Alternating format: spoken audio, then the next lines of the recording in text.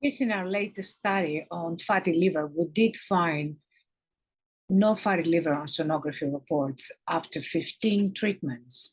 And we also found all the albumin, ALT, AST, ALP, all of those variables that normally are tested when there is mesenchymal stem cells therapies.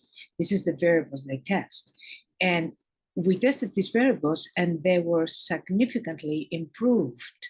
So our assumption is that as the fat is released in the bloodstream, it also releases stem cells that differentiate into mesenchymal stem cells, which differentiate into hepatocytes,